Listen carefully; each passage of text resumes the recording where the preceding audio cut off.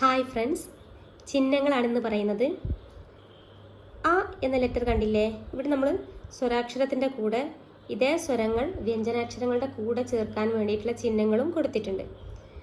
ആ എന്ന് വായിക്കാൻ ഈ ചിഹ്നമാണ് ഉപയോഗിക്കുന്നത്. ഈ ഉ ഊ ഋ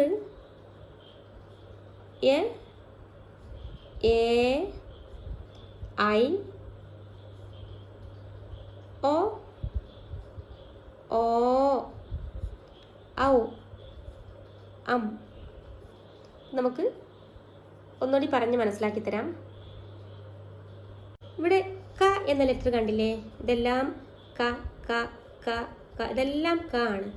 ഇനി ചിഹ്നങ്ങൾ ചേർത്തിട്ട് കായെ എങ്ങനെയൊക്കെ നമുക്ക് വായിക്കാം നോക്കാം. ക കാ കി കീ കു കൂ കൃ കെ. കെയുടെ ക എന്ന ലെറ്ററിൻ്റെ മുമ്പേ ആണ് ചേർക്കേണ്ടത്. കേ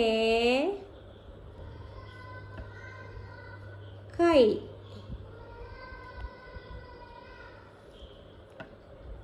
കോ ഇത് രണ്ട് വശത്തും വരും. കോ കൗ ഇത് ഇപ്പുറത്താണ്. കം.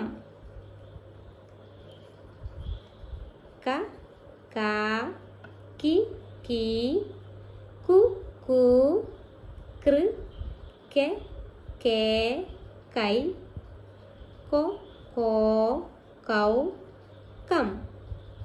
ഇതുപോലെ ച എന്ന ലെറ്ററിന്റെ കൂടെ ചിഹ്നങ്ങൾ ചേർത്തിട്ട് നമുക്ക് എഴുതി നോക്കാം.